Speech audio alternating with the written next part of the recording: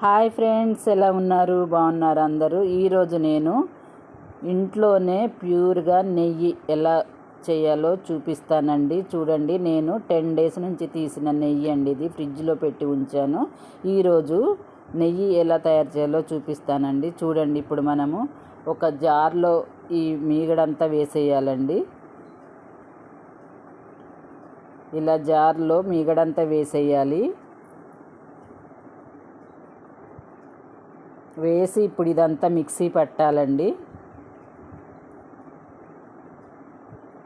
ఈ మీగడంతా చల్లగానే ఉంటుంది, అది అట్లానే పట్టేయాలి. కొంచెం లేట్ అయితే వెన్నపూస అనేది ఫామ్ అవ్వదండి, అందుకే వెంటనే పట్టేయాలి. చూడండి, వెంటనే మిక్సీ పట్టాక ఇప్పుడు వెన్నపూస అంతా సపరేట్ అయింది, వాటర్ అంతా సపరేట్ అయింది, వెన్నపూస అంతా సపరేట్ అయింది. చూడండి,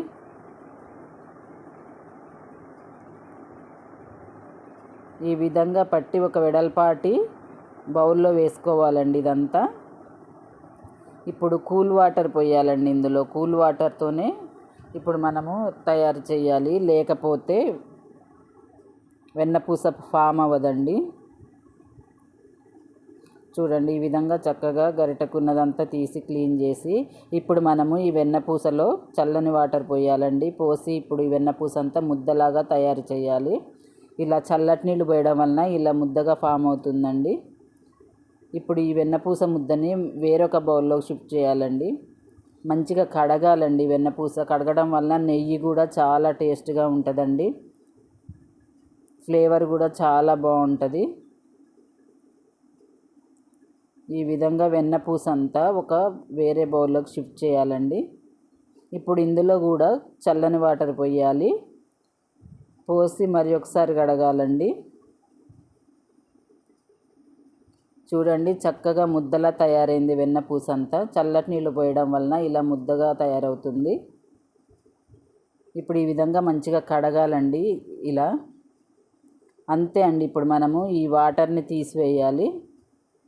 మనము నెయ్యి కాచేటప్పుడు స్టీల్ బౌల్ అయితే మాడిపోతుందండి, అందుకే ఇలాంటి బౌల్ తీసుకోవాలి. ఇప్పుడు ఇందులోనే నెయ్యి కాచాలండి. ఇప్పుడు చూడండి, ఇందులో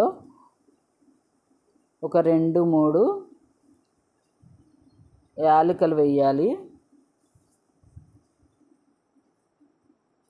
ఇలా మంచిగా కడిగి ఇదే బౌల్లోకి తీసుకోవాలండి. ఇప్పుడు ఒక 2-3 యాలకులు వేయాలి. ఇందులోనే కరివేపాకు రెబ్బలు కూడా కడిగి వేయాలండి. అలాగే మెంతులు కూడా కొన్ని వేయాలి. మెంతులు వేయడం వల్ల మంచి ఫ్లేవర్ ఉంటుందండి, టేస్ట్ కూడా ఉంటుంది. ఇప్పుడు మనము స్టవ్ వెలిగించి స్టవ్ సిమ్లో పెట్టాలండి, లేకపోతే మాడిపోతుంది. స్టవ్ సిమ్లో పెట్టి మంచిగా కలుపుతూ నెయ్యి కాయాలి.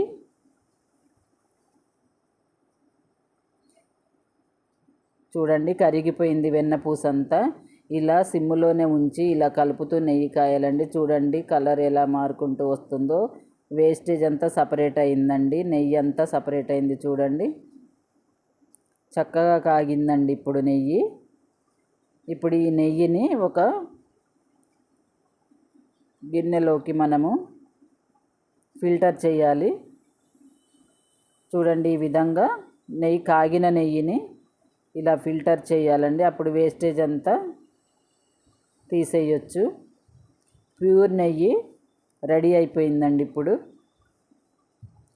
చూడండి, ఈ విధంగా ఫిల్టర్ చేశాక చూడండి నెయ్యి ఎంత ప్యూర్గా కనపడుతుంది. మంచిగా కాగిందండి నెయ్యి. ఈ విధంగా కాగాలి. మంచి టేస్టీ నెయ్యి రెడీ అయిందండి. పిల్లలు కూడా ఇంట్లో చేసిన నెయ్యి అయితే చాలా ఇష్టంగా తింటారు. హెల్త్ పరంగా కూడా చాలా మంచిదండి. బయట కొన్న నెయ్యి అయితే అంత కల్తీ ఉంటుంది, కాబట్టి మనం ఇంట్లోనే పిల్లలకి ఇలా తయారు చేసి పెడితే చాలా మంచిదండి.